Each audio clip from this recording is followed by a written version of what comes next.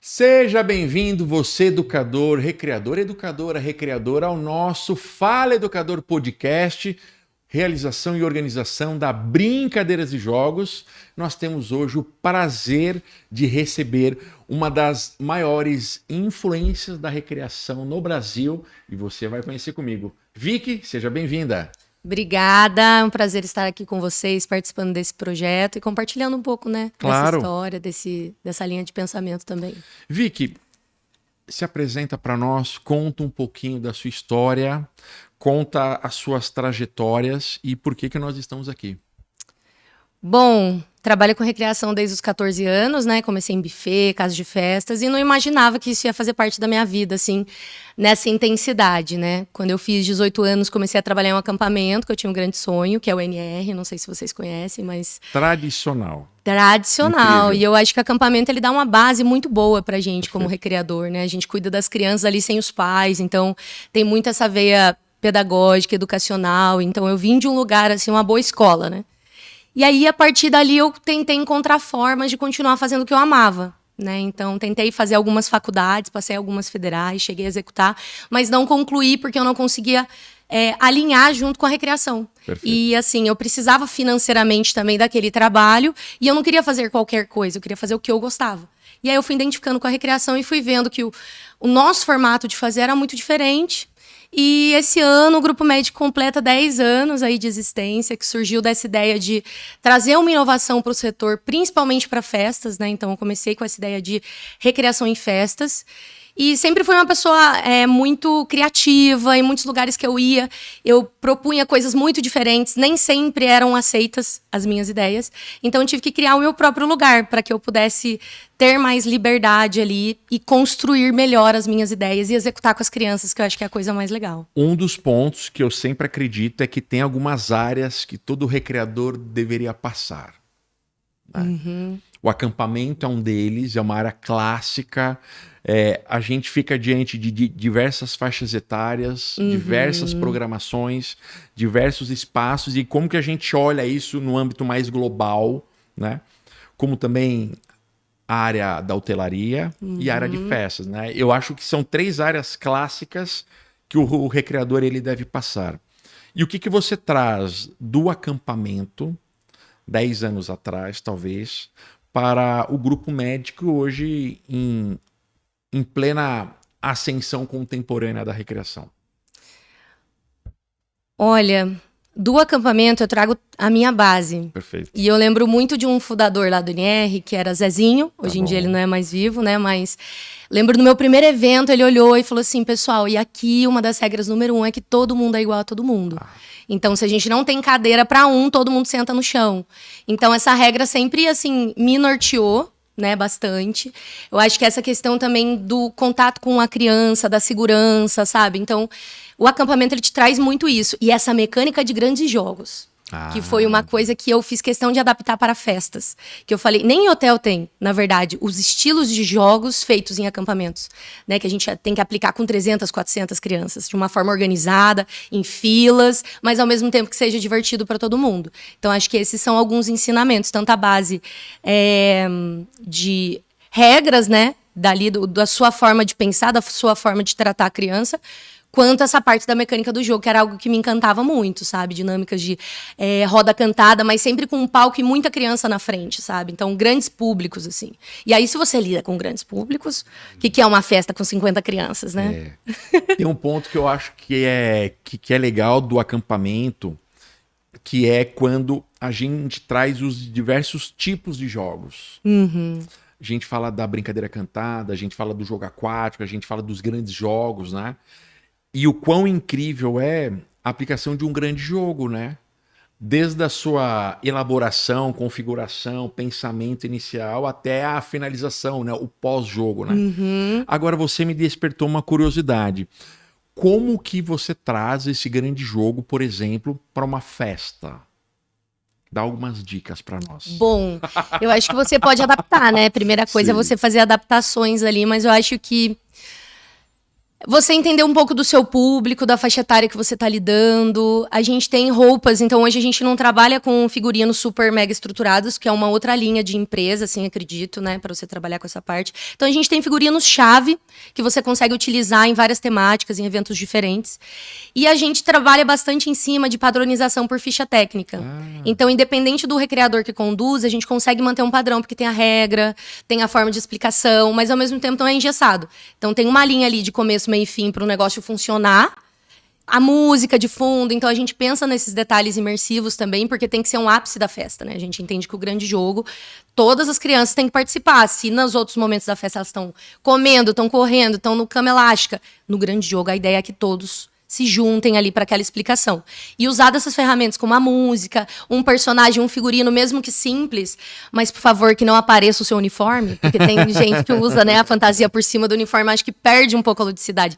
Mesmo num público de 12 anos, eu acho que perde um pouco a ludicidade. Então, se você se atenta a esses cuidados e constrói algo, você consegue entregar coisas bem legais, assim. Se você não anotou este termo, é importante anotar. Imersivos lúdicos. O quanto é importante a gente criar um ambiente propício para a imersão da criança, né? E às vezes o recreador, o gestor, ele tá numa rotina tão intensa que às vezes o cabelo sai por trás da peruca, às vezes o calçado não está adequado, às vezes a fala do personagem não se encaixa para aquele grupo, né? Então assim, veja você aqui a atenção que nós devemos ter a esses detalhes, né? E às vezes a gente ouve muito, né? A Disney se preocupa muito com os detalhes, né? Então assim, você já traz na sua primeira fala a importância de nós olharmos essa ideia dos pequenos detalhes para a gente causar uma imersão, uma profundidade, uma aceitação da criança, né? E aí quando a gente fala de crianças 9, 10, 11 anos, né? Eles vão olhar, não sei não, né? Eles vão olhar com essa figurinha assim, né? Sim. E me diga uma coisa, o que é o Grupo Magic? Então a gente chega ao Grupo Magic. Começou como grupo, não era grupo, era só você, depois virou grupo. Então me conte um pouquinho. Eu vim do interior de São Paulo, né? Então sou do Vale do Paraíba, Guaratinguetá, uma região muito bem localizada ali, ao meu ver. Então, com meus trabalhos com recreação, a gente estava perto do aeroporto de Guarulhos, estava perto do Rio de Janeiro, que é uma cidade a qual hoje eu moro, né? Faz 2 anos que a gente mora oficialmente no Rio de Janeiro, mas nesses últimos 8 anos a gente ia e voltava quase todo final de semana para lá.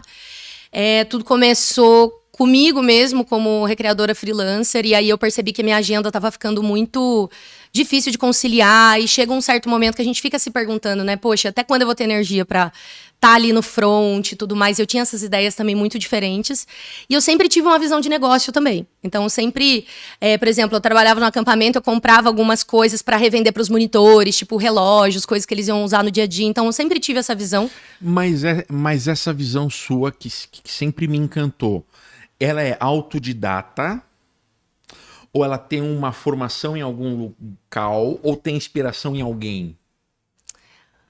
Ela é autodidata, eu acho. Porque o que você faz é muito fora da caixa. E eu sempre fiquei curioso assim, mas de onde vem? Assim, ó, me conta. Vamos eu lá. acho que principalmente vem do desejo de eu entender. Eu entendi isso com uns 19 anos, mais ou menos, que eu tinha grandes sonhos mesmo, tipo, eu vou viajar aos Alpes suíços com a minha família de 7 pessoas, sabe? E eu percebi que nem meu pai nem minha mãe teriam as condições de me proporcionar isso. Perfeito. E aí eu tentei encontrar formas do tipo, como que eu vou conseguir realizar os meus sonhos através do que eu gosto, do que eu amo fazer, né? Então, isso está muito ligado também ao meu autoconhecimento e ao que eu quero transmitir como linha de pensamento. Perfeito. E aí, eu nunca tive muito receio sobre as mais diversas opiniões, assim, sabe? Eu sempre gostei de transmitir qual é a minha ideia. Né? Olha, eu acredito que assim funciona e por isso eu criei a minha empresa, porque ali eu tenho essa liberdade de não ser julgada nas minhas execuções, sabe? Então, eu só vejo os resultados. Então, eu colho o feedback de um cliente, eu vejo as crianças participando, eu vejo a minha equipe voltando na minha empresa porque gosta de trabalhar com a gente. Então, acho que é meio que uma junção, assim. Nunca estudei sobre gestão de negócios. Depois de uns anos, eu tive, né? Tive que estudar administração, gestão de negócios, aprender a fazer um planejamento, fiz gestão de eventos também. Então, eu fui somando esses conhecimentos. Mas eu acho que sempre me moveu foi formas de rentabilizar e realizar esses grandes sonhos que não são baratos, sabe? Tu acha, então, que aquela ideia do segredo, né? De você mentalizar aquilo lá na frente, uma viagem, uma casa, um desejo, ele pode te impulsionar, te motivar, você construir essa base para chegar até lá. Sem dúvida, porque eu até digo, assim, tem algumas palestras que eu falo que quando eu falava pra minha mãe, ai mãe, um dia a gente vai pra Disney, ela dava risada. Aí ela falava, até parece. Mas não porque ela não achava que eu era capaz, mas porque ela achava que aquilo não era pra gente. E eu acho que é muito sobre isso, sobre muitas vezes a gente achar que a gente não merece aquilo, ou que, ai, nossa, é muito distante. Eu nunca tive essa limitação. Então, desde quando eu era recreadora, eu ia pesquisar lugares para trabalhar, eu colocava melhores lugares do Brasil para se trabalhar. Não pesquisava algo perto da minha casa. Não, eu sempre busquei mais, né? Se é para beber da fonte, que seja a fonte primária. Sim, legal. E sobre essa questão de você mentalizar, eu acredito muito. Então a gente passava nos hotéis, assim, no Rio de Janeiro, passava em frente à Copacabana Palace, meu marido falava, hoje é um evento aqui, a gente né? Mas a gente nunca acreditou que seria impossível. A gente estava lá, fazendo diariamente o que a gente precisava fazer para entregar um bom trabalho para um dia a gente chegar lá, né? Então, e hoje estamos lá e naquela avenida, todos os hotéis a gente já fez evento, sabe? Zeramos, assim, a avenida da Barra da Tijuca ali na Avenida Lúcio Costa. Fizemos todos os hotéis que eu almejava, assim. Porque eu acho, assim, eu sempre pensei que o recreador, em algum momento, ele precisa virar gestor. Nem se for o gestor da sua própria carreira. Gestor das suas próprias coisinhas, vamos dizer assim, não necessariamente o empresário, o mega empresário. E aí, às vezes, a gente tem diversos sonhos e desejos que a gente vai meio que deixando de lado, em cima de uma rotina, em cima de outras coisas que vão aparecendo, né? Então, quando você traz que o seu autoconhecimento na busca de algo vem de um desejo inicial, isso é incrível. Porque às vezes a gente banaliza o nosso desejo inicial. A gente autoflagela, a gente autoprocrastina na ideia de que não, isso não... é um sonho, mas sonho é sonho e deixa de lado, né? Então, quantas pessoas que estão nos ouvindo que têm esses desejos iniciais e a gente... Não necessariamente só de viagem, mas um desejo de ter uma vida um pouco mais tranquila, de morar mais perto dos pais, de estar mais tempo em casa, de ter um tempo mais com os filhos, né? Então a gente não pode abandonar esses desejos. Volte ao Grupo Magic. Me conte um pouquinho. Do que somos, isso, né? A gente começou como Magic Lazer, inicialmente, e aí minha agenda foi ficando cheia. E eu lembro de um primeiro evento que eu fiz no Rio de Janeiro. Então, foi de uma criança bem específica. A mãe dela me ligou depois de 3 meses. Eu tinha anotado meu nome num papelzinho, assim, pra criança. E aí, depois de 3 meses, tinha esquecido. A mãe me ligou e falou, olha, minha filha gostou muito de você. Gostaria que fizesse uma festa de aniversário aqui. Eu lembro que era uma festa do pijama, 18 meninas. E eu falei, é isso. Eu tenho o que eu preciso, que é a minha habilidade, o amor que eu tenho pelo que eu faço. E essas meninas são super legais, então eu vou arrasar. Comprei uma corda, uma bola e falei, é isso. Mas eu pensei, quanto que eu vou cobrar para ir no Rio de Janeiro fazer uma festa do pijama? No acampamento, eu ganhava cerca, na época, eu era a maior categoria, eu ganhava cerca de R$68 para fazer um pernoite com as crianças. Aí eu falei, contando o meu transporte e tudo mais, vou cobrar R$550. Fui, fiz o evento no final, a mãe me pagou os 550 e me deu mais 200. E ela falou assim, olha, o que você faz vale muito. Então, desejo boa sorte pra você é incrível e tal. Então, aquilo me deu força. Dali surgiram mais 3 festas. E essa criança, ela morava numa cobertura em Ipanema. Então, a gente sempre pegou um público muito de alto padrão no Rio de Janeiro. E ali, eu percebi que a essência é essa. Primeiro, o que a gente faz não tem preço. Perfeito. Não tem. Então, é muito de você agregar valor ao que você faz. E segundo, eu não preciso de muito. O recreador, ele pode pifar a caixa de som, ser o que for. É ele, não é o lugar onde ele está. Então, eu vi alguns lugares que eu trabalhava que as pessoas saíam de lá e falavam assim, nossa, e agora o que eu vou fazer? Eu falei, você é ótimo. Não é apenas o ambiente que você está inserido, é você que é bom. As crianças gostam de você, da sua personalidade. Então, acho que essa questão da autoconfiança também. E aí, no caminho, as pessoas vão reforçando que aquele caminho tá certo. Que é uma mãe, que é uma criança que chama de novo. Aí você vai construindo. E aí, foi dando certo. No começo foi muito difícil, porque a gente não tinha nem carro para ir pro Rio de Janeiro. Então, assim, começamos do zero mesmo. Pedia carro emprestado. E todo mundo do interior de São Paulo tem medo de ir pro Rio de Janeiro. Quem que empresta carro? Pra até o Rio. Meu pai não emprestava o carro dele pra eu ir. Então, muitas vezes eram amigos que acreditavam ali e falavam, pô, Tó, vai lá fazer o evento. A gente fazia 2 eventos, às vezes ficava dentro do carro. Então, assim, foi um início que, até hoje, a gente tem que ter sempre muito propósito. Porque é isso que faz você não desistir. Eu chegava a pagar todo mundo, pagava o transporte, eu investi em fotógrafo desde o início. Então, o marketing tem uma veia muito forte no Grupo Magic. Porque eu via que as redes sociais e o que a gente encontrava na internet não era assim como em outros nichos, né? Eu achava muito ultrapassado. Então, eu gostaria de mostrar o meu trabalho ali de um jeito que agregasse valor a ele. Então, pagava fotógrafo, eu com o Zé, não ganhava nada. Mas só o fato de eu não ter prejuízo, pra mim, já estava pago. É incrível. Eu comecei a ter lucro, assim, depois do 4º ano, que eu comecei a ter um salário. Mas no início é muito, assim, fazer o que eu gosto. E conseguir me sustentar com isso.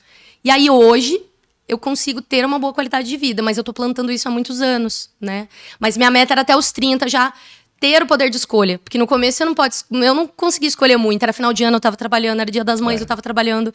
Então, me dediquei muito ali naquela energia dos 20 anos. E agora eu tô com 32, então aos 30 realizei um grande sonho, que era uma grande viagem que eu tinha vontade de fazer. E eu falei, poxa, agora eu consigo escolher, sabe? Agora eu consigo fortalecer mais a minha equipe, semear, você precisa ter bons líderes ali. E eu acho que em algum momento a gente precisa correr menos. Né? A gente sabe que a nossa rotina, existe uma rotina, mas não é uma rotina igual de um dia para o outro, né? Porque são demandas que vão chegando, que vão aparecendo e tem uma necessidade X, Y e Z. Mas eu acredito que em algum momento a gente precisa correr menos. Ou correr mais com propósito.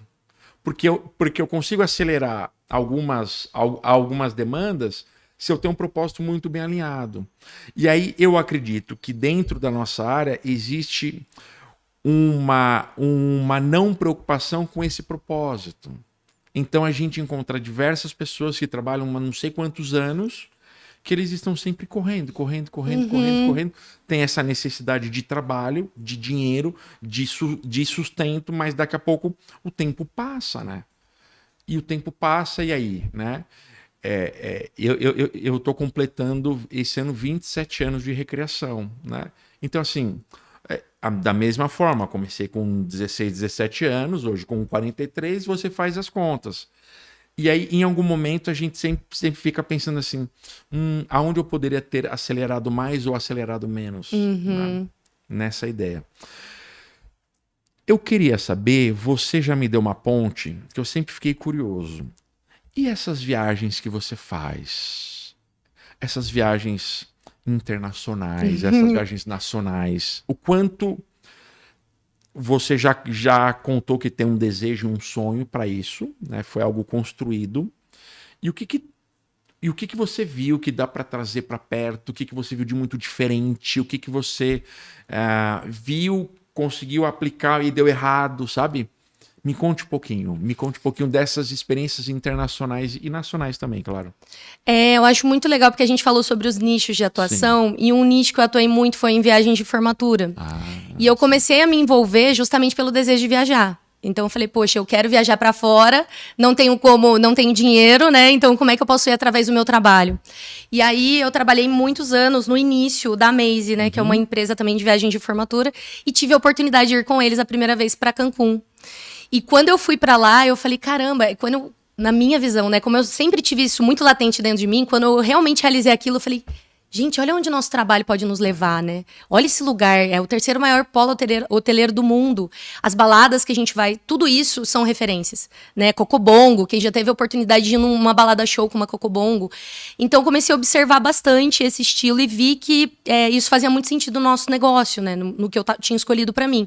Então, o que eu faço hoje, eu vejo muito linkado com o turismo. E a recreação, ela é muito cereja do bolo. Então, se você faz hotelaria... Espera. Pode. Se você faz hotelaria, se você faz turismo, você viajar te traz excelentes referências, né?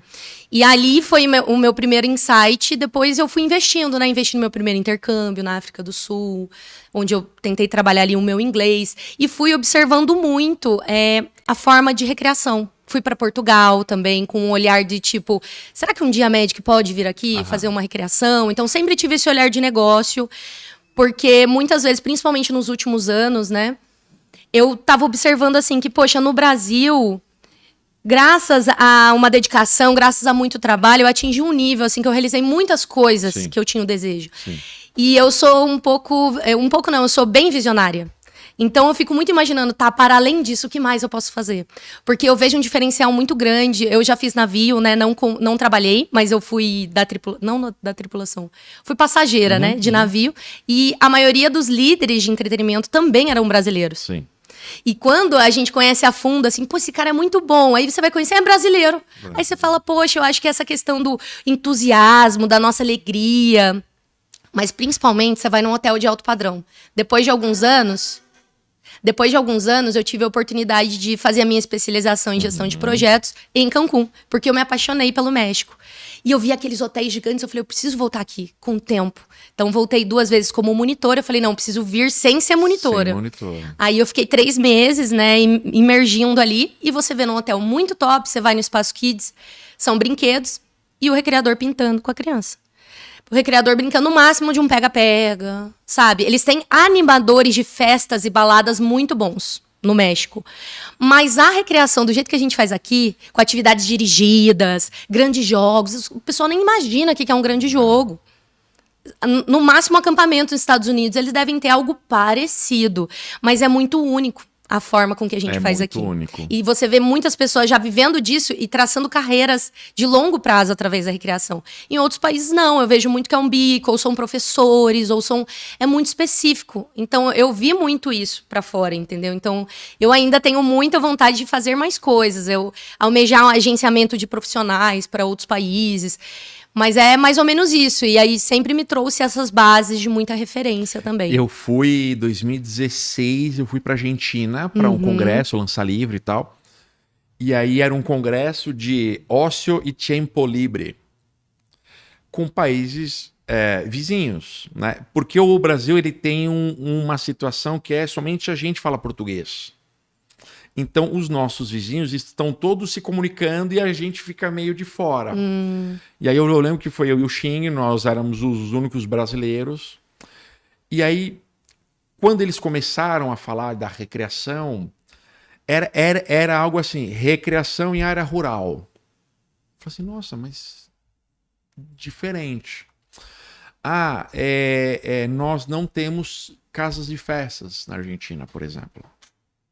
Nossa, mas como assim não tem casa de festas? E daqui a pouco você começa a ver que cada vez mais esse intercâmbio é fundamental para o nosso crescimento. Eu fui em 2013 lançar livro Portugal e Espanha. E aí nós estávamos lá em Porto, numa festa à noite, uma festa dos bairros lá das quintas, que era como se fosse um carnaval, vai. Então o bairro entrava, o mais velho do bairro com uma flâmula do bairro, e eles iam entrando com a música, com a dança e com as brincadeiras do bairro. Todas as brincadeiras utilizavam assim, uma pedrinha e uma marcação no chão. Eu li aquilo e falei assim, cara, a recreação ela é muito orgânica, né? Ela é muito orgânica, assim, a gente precisa, é o que você falou, a gente não precisa de muita coisa. A gente até lançou um livro depois chamado Jogos do Mundo Todo, trazendo essas experiências. Mas é extremamente interessante e fica uma inquietação aqui para você realizar os intercâmbios. Tudo bem, não consigo ir até lá, mas hoje a gente tem internet, a gente tem as trocas, a gente tem os grupos, isso é extremamente importante porque a gente bebe de poucas fontes no Brasil. Então a gente precisa... E vice-versa, né? Trazer o que a gente tem dessa representatividade, porque, de fato, a recreação no Brasil é algo sublime, né? Assim, sim. É algo, assim, para cada cidade que a gente vai, tem um cara incrível fazendo algo incrível naquela cidade e às vezes ninguém nem conhece muito, né? Mas ele faz a diferença na vida de muitas pessoas. Muita gente. Sim. Porque às vezes a gente banaliza a nossa própria área. Ai, você trabalha com recreação e às vezes até eu encontro muitas pessoas que até têm dificuldade de bater no peito que faz recreação, sabe? Tipo, eu trabalho com educação, e ele vai meio que mapeando uma palavra. Mas o que a gente faz aqui é muito grande, né? A gente lançou um livro coletivo, que nós mapeamos 40 áreas de atuação. Igrejas, as áreas clássicas, os jogos de realidade aumentada, as convenções, as empresas. E daqui a pouco a gente olha aquilo ali e fala assim, cara, olha o cenário, né? Como que a gente pode mapear. Me diga uma coisa, como que foi essa sua transição, então, de recreadora a sonhadora, mas quem sonha fica deitado, então eu vou dizer que é uma sonhadora realizadora. Sim. Para uma abertura de empresa, para uma abertura de um grupo, e de um tempo para cá você tem se posicionado com muita qualidade na área de formações, na área de treinamentos. Então me conte um pouquinho disso e o que você enxerga nos treinamentos no Brasil, o que você pode nos dar dicas aí, pode nos acrescentar nessa sua função de palestrante e treinadora. Olha, desafiador, né? Eu vejo muito a Magic como, assim, uma empresa que era um bebê, assim como eu, né? Então a gente vai amadurecendo. Perfeito. Depois de 5 anos eu vi ali que ela atingiu uma pré-adolescência, minha empresa. E aí chegou um momento que a gente começou a crescer mais como essa parte de treinamentos, porque as coisas davam muito... Por exemplo, a minha equipe, junto ao marketing, junto aos nossos resultados, traziam muita visibilidade, né? Traziam muita visibilidade para as redes sociais. Tá. E aí as pessoas passaram a tentar saber como a gente fazia aquilo. Então o treinamento ele surgiu dali. Surgiu das pessoas falando, como que você tem uma equipe tão engajada? Como que você faz essa oficina? E aí eu comecei a organizar os treinamentos. O primeiro que eu dei foi em 2020, que foi um treinamento aberto. Você foi? Sim. Foi. Sim. Foi, acho que antes da pandemia ou alguma coisa assim. Foi logo antes. Foi. E eu não imaginava que ia tanta gente. E deu 160 pessoas de vários estados. Porque sabe o que sempre me aguçou na sua fala, assim, quando eu te escuto, e você acabou de falar. O como eu faço. O como eu faço é único. Sem dúvida. Porque às vezes eu posso falar e não necessariamente eu sei como eu faço. Então, quando você começa falando, as pessoas quiseram saber como eu faço, o como é o segredo de um treinador, né? Eu acho que ele aplicou, remodelou, criou um método, apurou e olha, como eu faço, né? Continua. Muito bom, muito bom. E essa parte do como eu faço que você abriu agora, tinha me dado um insight, mas eu esqueci. Porque é interessante assim. Lembrei. Vai. Sobre o como eu faço, eu acho que a gente foi construindo porque a gente fazia muito nosso. Então eu não buscava ver o que o outro tava fazendo, o que o melhor do Brasil tava fazendo, não. A gente ficava fazendo o nosso. E eu sempre me inspirei em gestões e em formatos de outros ramos. Então, como o marketing dessa empresa, que é uma agência de marketing, faz o dela. Como ela se comunica. Então, sempre me inspirei em outros setores. E quando eu vi, a gente estava fazendo totalmente diferente do que o mercado. Porque eu só criei a empresa porque eu tinha certeza que eu ia fazer algo que ainda não existia.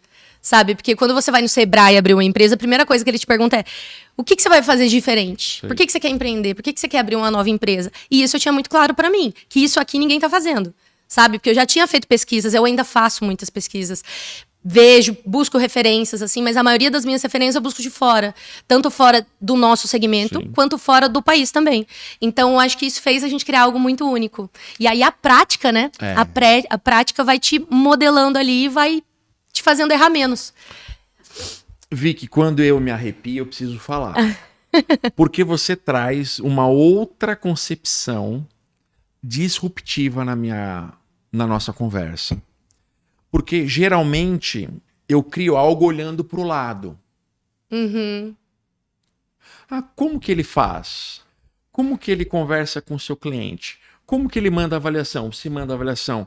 Como que ele... São 2, são 3 ou são 4? E aí você traz agora falando... Não, eu fechei na minha casinha, tentei entender, obviamente, da experiência que eu tive anteriormente, como que eu trilho. Que foram as minhas escolas. Por isso que eu acho que nós somos baldes e diariamente, todo dia enche de água, né? Assim, a gente retroalimenta uma formação.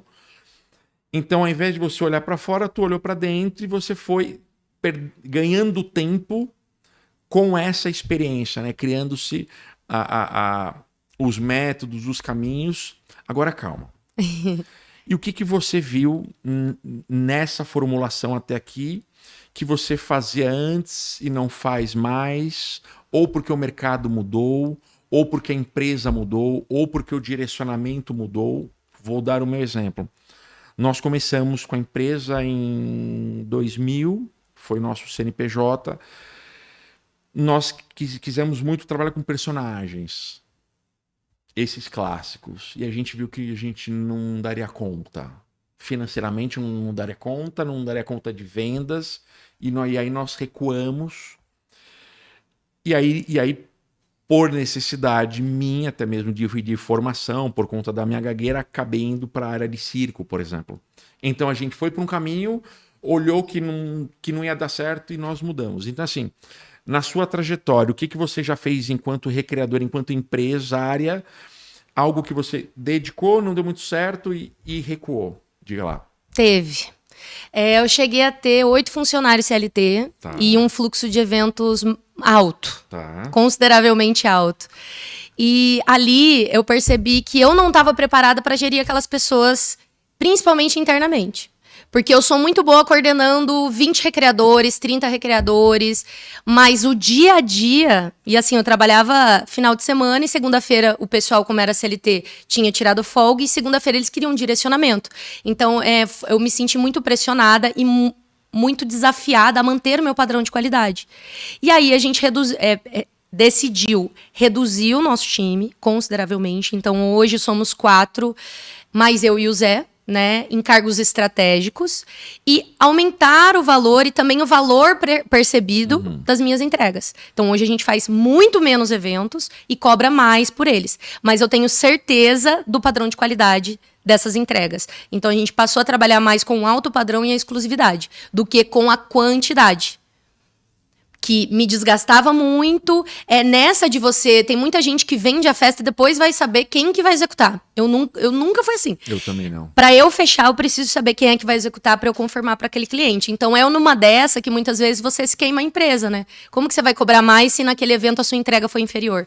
Então, foi com esses erros e feedbacks negativos que a gente recebeu que a gente reajustou a rota. E eu não espero receber 10 feedbacks negativos. É o segundo que eu já tô assim, gente, vamos mudar amanhã. Sabe? Não vamos mais fazer isso, a partir de agora é assim. Então, eu nunca esperei muito também, eu sempre agi muito rápido. Então, você traz uma necessidade de olhar para o funil de entrada de eventos.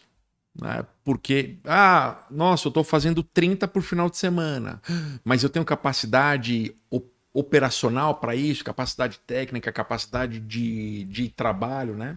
Porque, às vezes... por muitas vezes, esse número maior é dado como um troféu, né? Nossa, eu faço 40 no mês. Aí eu fico assim, ó, 40 no mês? Eu penso a mesma coisa. Nossa, mas como assim, né? Então... Precisa ter um time muito grande, assim. Precisa ter um time muito grande. Sabe o que sempre me deu curiosidade de perguntar? Porque você também participa dos mega eventos. E aí? Os mega eventos de festivais, assim? Rock in Rio.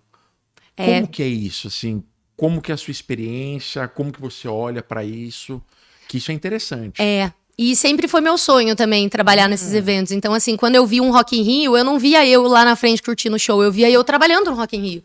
Então, quando eu via na TV, ainda estudava no ensino médio, eu olhava e falava, cara, imagina trabalhar lá. E tem gente que pensa, imagina estar assistindo o show, mas não, eu sempre falava, cara, deve ser muito legal trabalhar lá. E quando eu fiz a faculdade de gestão de eventos, eu fiz a apresentação de um trabalho, o tema era apresente um evento, né? Vamos estudar sobre algum evento. E todo mundo fez de festas regionais, né? A festa de Nossa Senhora Aparecida, eu brinco que tem a festa da paçoca. Todo mundo fez de festas regionais. E eu apresentei um trabalho do Rock in Rio. E nesse dia o meu professor, ele assistiu e no final ele falou assim, poxa, achei muito legal, mas eu acho que você deveria ter feito algo mais de acordo com a nossa realidade. E aí nesse dia foi mais uma faculdade que eu não concluí, porque pra mim não fazia muito sentido, principalmente uma coisa assim vinda de um professor, sabe? E 2 anos depois, acho que nem isso, eu passei um processo seletivo, na época era presencial, então o Zé me levou, fiquei sabendo um dia antes, fui, um processo, eu acho que tinha umas 10 mil pessoas. O Zé é o braço direito, esquerdo e alma. Com certeza, sem dúvida, assim, acho que essa parceria foi muito fundamental na minha trajetória. E passei nesse processo seletivo, fui ali um Posso Ajudar, que é aquela galera, os Minions, né? Comecei assim, e depois... Logo depois do primeiro ano, eu já fui chamada pela produção. Então, hoje eu sou produtora, já participei de 4 edições. Então, é muito interessante porque a Recreação me ajudou nisso. Eu já participei de organizações de rally da Mitsubishi. E a Recreação me ajudou. Porque eles precisavam de ideias para fazer provas com os pais. E eram rallies em família. Então, eu sabia me comunicar bem com a criança. Eu sabia resolver um problema de uma forma rápida. E eu vou muito na minha. Só que eu faço o meu. Entendeu? Porque eu acho que independente de onde você for, você tem que deixar a porta aberta. Então, eu já trabalhei em vários lugares e mesmo que eu tenha saído, eu sempre busquei deixar as portas abertas. Tipo, não concordo com isso. Mas eu nunca fui de muito tentar mudar muita coisa. Eu só percebo, poxa, não dá pra eu mudar até ali. Vou entregar o que eu preciso entregar, agradeço, colho o que eu preciso colher de bom e as conexões estão feitas. Porque eu acho que a conexão faz muita parte dessa trajetória. E o poder da entrega, né? Eu sempre penso na ideia de que o que você está posto a fazer, você está posto a fazer. É meio óbvio, né? Mas às vezes a gente precisa ficar reforçando, né? Tinha várias pessoas que trabalhavam comigo como Minions também, e que durante o show tava lá assistindo o show, que não cumpriam horário, não tinha uma postura de ficar em pé ali, sendo proativo, sabe? Então, eu realmente, se eu fizesse só o básico, então quando você faz um pouquinho mais do básico, você já consegue performar e se diferenciar da maioria das pessoas, assim. E também sem passar por cima de ninguém. Eu sempre fui no sapatinho, sabe? Sempre fui, vou ver aqui como é que é, como as pessoas agem, e vou chegando, vou fazer o que eu fui chamada pra fazer, sabe? Então... Eu queria pontuar 2 coisas que eu sempre vi com muito carinho. Tive o prazer de participar o ano passado do TR Anual. Me conta um pouquinho, porque para mim é uma outra coisa disruptiva que você apresenta. Sim. E o seu vínculo com o slime. Então, assim, me conta um pouquinho dessas 2 ações, ou se tem algumas outras ações que você faz, que eu acho que o público vai amar. O TR Anual, que foi a primeira edição em 2020, ele foi uma oportunidade de profissionais que queriam participar de alguma formação nossa. Então, para nós também foi muito desafiador, né? Como se a gente recebesse as pessoas na nossa casa, assim. Só que por trás de tudo isso também tem uma gestão muito grande de um evento, né? Então, essa primeira edição foi bem desafiadora também, como gestão de evento. Mas ali a gente percebeu que muitas pessoas... tinham a mesma linha de pensamento que a gente, que gostavam do estilo de conteúdo e informação que a gente passava também. E aí esse treinamento foi sofrendo alterações, né? E eu busco fazer ele um ano sim, um ano não. Então não é uma coisa que a gente faz anualmente, mas ele vem em formatos diferentes. É como se fosse a oportunidade ali de um profissional da recreação investir no próprio negócio, na própria carreira. Mas a maioria são empresários da recreação, né?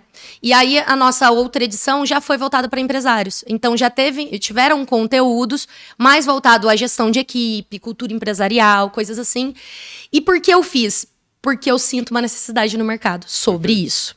Se, assim, eu hoje não encontro um treinamento que aborde as temáticas que nós abordamos no nosso treinamento anual, que una aqueles profissionais, porque no treinamento anual, acho que a chave é eu convidar pessoas a qual eu admiro, a qual fizeram parte da minha trajetória, porque nós não somos os proprietários de todo o conhecimento do mundo, né? E acho longe disso. A Magic só é a Magic porque a gente sempre buscou chamar várias pessoas para fazerem parte disso, sabe? E eu acho um ponto que você olha com bastante atenção é que nós somos uma área transdisciplinar, né?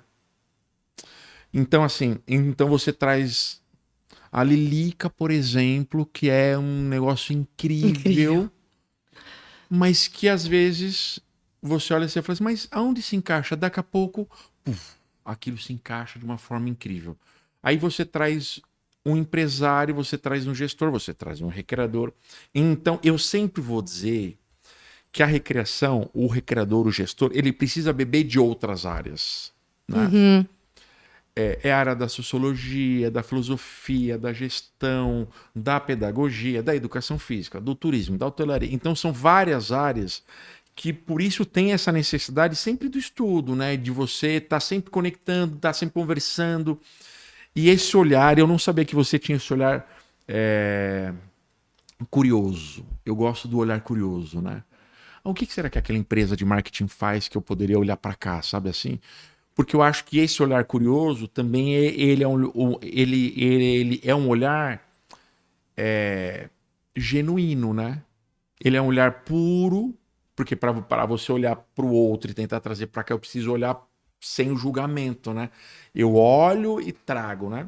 E tem até um livro que é O Hobby como Artista, não sei se você já leu. Fantástico. Ele fala muito sobre isso, né? Que nada surge do nada. As ideias sempre surgem de uma referência, de uma coisa assim, mas é você saber trazer aquilo pra você com a sua identidade. Porque só tem um de você no mundo. E nos treinamentos a gente trabalha muito isso, nas consultorias pra empresas, de você se conhecer, tá? O que você quer transmitir com a sua empresa? Por que você criou ela? Por que ela é laranja e amarela? Sabe? Então você trazer a sua identidade. Você sendo único, você vale muito mais também. Né? Porque você tem uma entrega que só você faz. E o quanto esse olhar puro, genuíno, ele é importante, né? Porque às vezes eu tô aqui daqui a pouco, porque... Calma, né? Tipo, como que eu posso olhar isso um pouco mais tranquilo, né? E o slime? O slime, gente, uma paixão pra mim. Meu Deus do céu. Se você tem filhos, entre em contato com a Vicky, que ela vai... Gente, slime é realmente uma grande paixão. Eu comecei, acho que em 2017, fazendo uma primeira receita no chão da minha casa, porque eu vi que entre as crianças o negócio estava começando a hypar. E eu nunca esperava muito, é isso. Eu sempre tomei a decisão rápido para todas as questões. E eu vi aquilo, eu falei, pô, já vou vender para cliente. A cliente topou, eu falei, meu Deus, e agora eu preciso aprender a fazer a receita. E aí eu comecei a fazer, eu lembro da minha mãe me olhar no quintal e falar assim, você só inventa moda, né? E eu olhei para ela no fundo dos olhos dela e falei, mãe, quando você vê o tanto de dinheiro que eu vou fazer com esse slime... Você vai ver só, vou te mostrar. E ali eu comecei em 2017 a desenvolver as primeiras receitas. Fui percebendo a grande dificuldade que é a combinação dos ingredientes, porque de uma coisa muito legal pode ser uma coisa muito trágica, né? Pode ser uma meleca, pode ser um negócio muito... Tanto que tem muitos pais que não gostam do slime, porque tiveram experiências anteriores que foram bem traumáticas, né? Inclusive dentro de hotéis também. Alguns recreadores falam, eu não gosto de fazer oficina de slime, porque o tio que tem que ativar todas as slimes e tudo mais. Enfim, e nessa época, entre 2018 e 2019, tinha grandes comunidades de slime que eram formadas por crianças que tinham as suas próprias lojinhas. E quem administravam eram os pais. Né? Então, eles tinham ali os seus canais no Instagram e vendiam na escola e tudo mais, e tinham as feiras. E aconteceu um mega evento em São Paulo, que foi o Super Slime Festival, que trouxeram slimers dos Estados Unidos e tudo mais. E eu fiz um contato, porque a gente já tinha produções de conteúdo de slime muito legais. Então, em festas, slime neon. Nós fomos um dos primeiros a começar a trabalhar com isso. E aí, mandei o meu material para eles, eles se interessaram e a gente participou do Super Slime Festival. E ali foi uma escola para mim. Porque eu tive contato com, aprendi com crianças de 11, 12 anos. As melhores técnicas que eu aprendi com essas crianças. Algumas delas tinham um alto poder aquisitivo e elas viajavam muito para os Estados Unidos. E a cultura em si surgiu lá. Então, elas me explicavam sobre os materiais, sobre os melhores ativadores. Cheguei a fazer um evento que foi o WeCamp, que eu levei essas slimers para fazer um acampamento junto com as crianças. Então, foi muito interessante. E nisso eu fui aperfeiçoando, né? E em como eu consigo aplicar isso para 300 crianças, sabe? Como eu consigo aumentar a durabilidade do meu slime para não fazer algo descartável. Porque se você faz algo descartável, você vai conseguir cobrar muito pouco do seu cliente. É algo que amanhã, antes de chegar em casa, já está jogando fora. Então, hoje a gente desenvolveu o estilo de slime gourmet, né? Que muita gente pergunta se é de comer, mas não é de comer, não, gente. Mas dá vontade. Dá vontade. E que tem voltado, né? O slime, ele nunca caiu, então ele sempre teve uma estabilidade. Mas essa coisa das lojinhas, das crianças e tudo mais, tá voltando aos poucos, porque era muito forte antes da pandemia, sabe? Esses eventos. Então, tenho muita vontade de fazer um evento de slime novamente, também aqui no Brasil. E ano passado, eu tive a oportunidade de conhecer o Museu do Slime nos Estados Unidos. Ai, que legal. Que foi assim, era também um grande sonho pra mim, né? Foi em Los Angeles.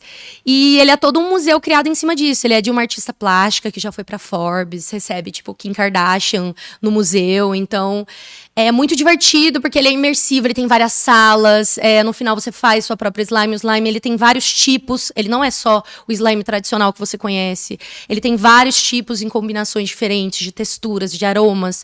Então, é uma coisa que dá pra gente explorar muito e que não caiu. Ainda é uma das oficinas mais vendidas. Sim. Só que você precisa saber trabalhar em cima das variações, da personalização pro tema. Então, é uma coisa assim que enche meus olhos, porque eu adoro.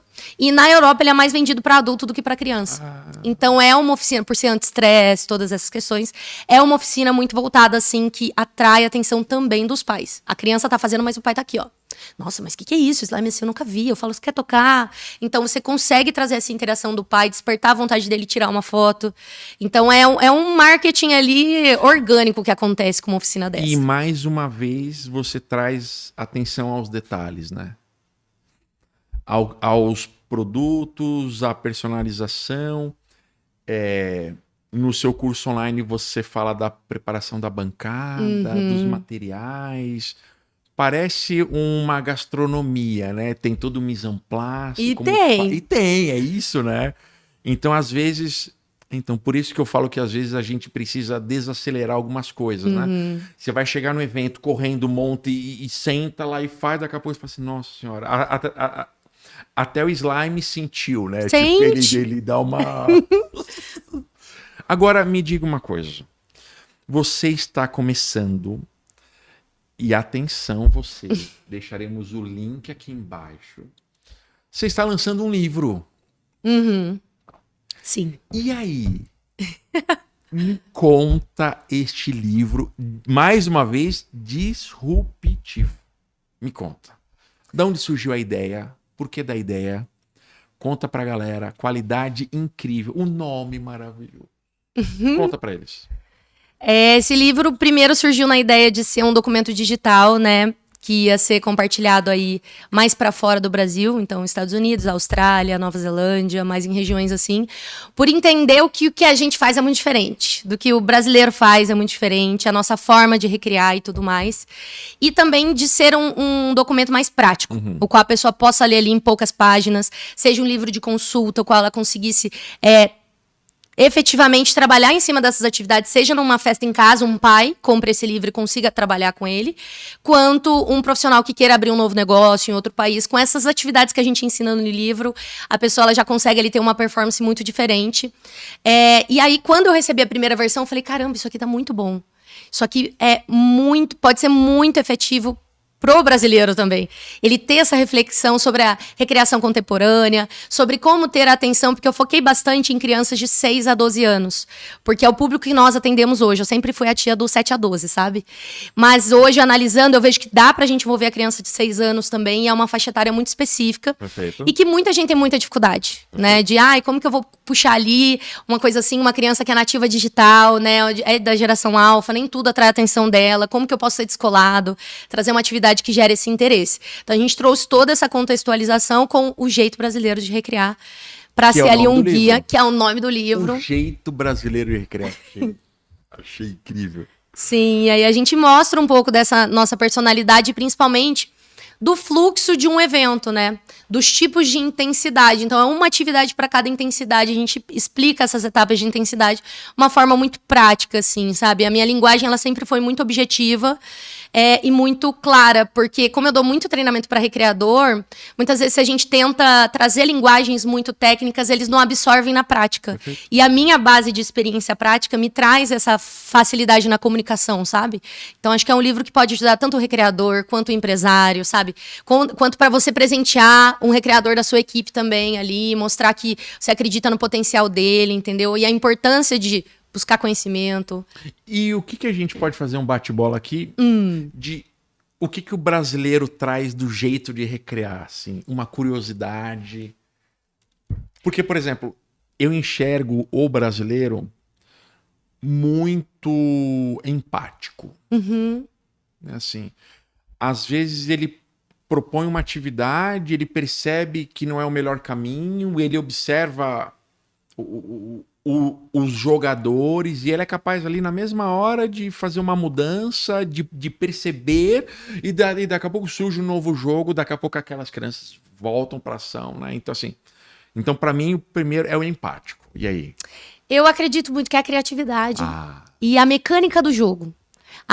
Os jogos que eu vejo hoje na recreação, né, atual, assim, essa semana mesmo a gente deu um treinamento para recreadores de São Paulo e é nítida, assim, a diferença, né, do processo seletivo dos talentos que a gente trouxe aqui de São Paulo para outros estados.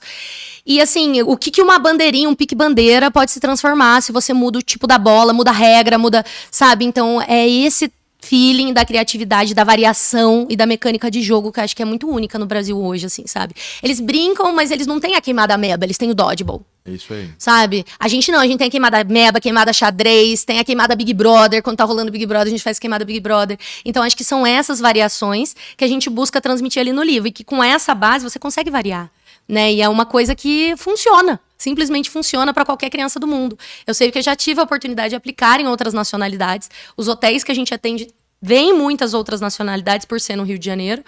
E a gente vê que funciona e a criança fica, caraca, esse jogo eu nunca vi.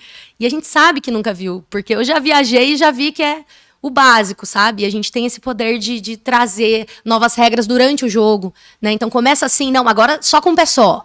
Não, agora ele é o chefão. Outro jogo, outra experiência, e vai. Eu vejo como um jeito brasileiro de recrear, eu acho que as rodas de conversa entre recreadores é incrível.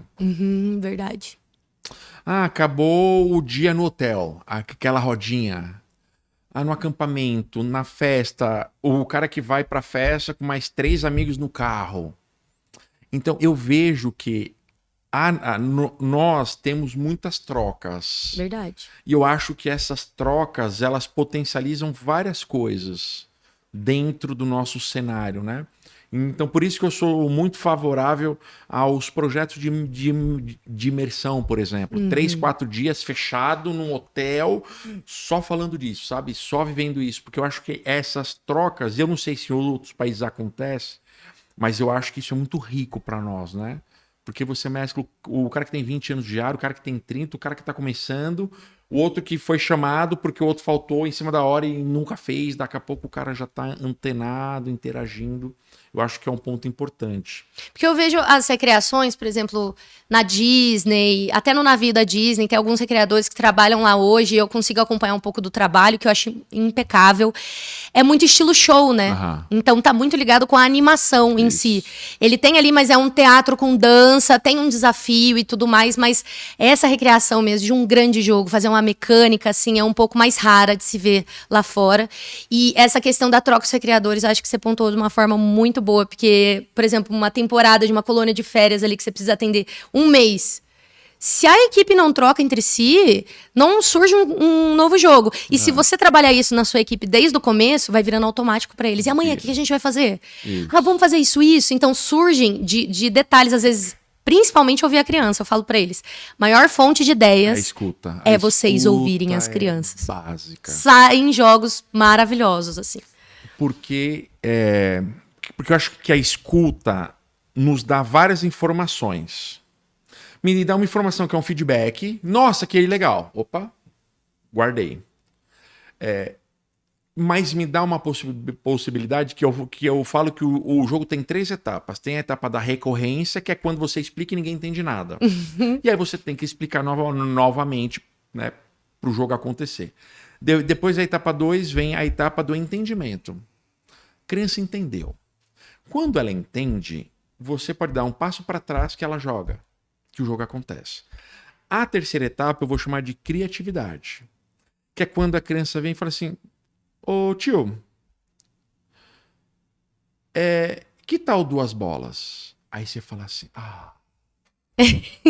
porque ele só dá opinião naquilo que ele sabe fazer.